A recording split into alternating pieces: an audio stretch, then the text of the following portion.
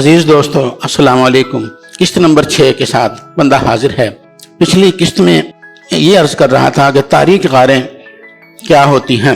تاریک غاریں بھی بڑے بڑے اجسام ہیں جن کی جسامت کا اندازہ نہیں لگایا جا سکتا۔ یہ اجسام جنہیں ہم تاریک غاریں یا بلیک ہولز کہتے ہیں، یہ وہ ستارے ہوتے ہیں جو بجھ چکے ہوتے ہیں یا ڈھیر ہو چکے ہوتے ہیں، اور ڈھیر ہو چکنے کے بعد ان میں اس قسم کی صلاحیت پیدا ہو جاتی ہے کہ ان میں داخل ہونے والی روشنی واپس نہیں آ سکتی۔ یوں کہہ لیجئے کہ یہ ایسے خول ہوتے ہیں جن میں روشنی دفن ہو جاتی ہے۔ تاریک غاروں کی جسامت بھی مختلف ہوتی ہے۔ چھوٹے اور بڑے ہر قسم کے تاریک غار خلا میں پائے جاتے ہیں۔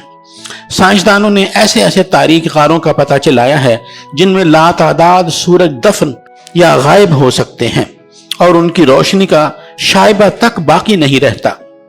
پہلے آپ زمین کی جسامت کا اندازہ کریں، اس کے بعد سورج کی جسامت کا اندازہ کریں، اور جس تاریک غار میں بے شمار سورج غائب ہو جائیں اس غار کی جسامت کتنی بڑی ہوگی۔ بے شک ہم سے مراد غیر سائنسدان حضرات تاریک غاروں کی جسامتوں کا اندازہ نہیں کر سکتے۔ عام انسانی ذہن تو خلا کے اس تمام گورکھ دھندے کو اپنے ذہن میں جگہ دینے کے لیے کسی طرح بھی تیار نہیں ہوتے۔ وہ کہتے ہیں کہ ہم زمین پر بستے ہیں، سورج ابھرتا ہے، ڈوب جاتا ہے، ستارے چمکتے ہیں، نظر آتے ہیں، صبح ہوتی ہے، شام ہوتی ہے، رات آتی ہے، گزر جاتی ہے، پھر صبح نمودار ہوتی ہے، پھر کھاتے پیتے چلتے پھرتے سوتے جاگتے اور مر جاتے ہیں۔ یہی نظام زندگی ہے ان کی نظر میں۔ عام انسان یہ نہیں سوچتا کہ زمین یا اس نظام شمسی سے باہر بھی جو کچھ ہے وہ قرآن سے متصادم تو کسی طرح بھی نہیں ہے، بلکہ قرآن تو خود دعوت دیتا ہے کہ اس کائنات کے بارے میں غور کرو۔ ایک روایت کے مطابق کائنات کے بارے میں ایک لمحے کا غور 60 سالہ عبادت کے برابر ہے۔ آپ نے دیکھا ہوگا کہ کائنات کے بارے میں غور کرنے کی اہمیت کس قدر ہے۔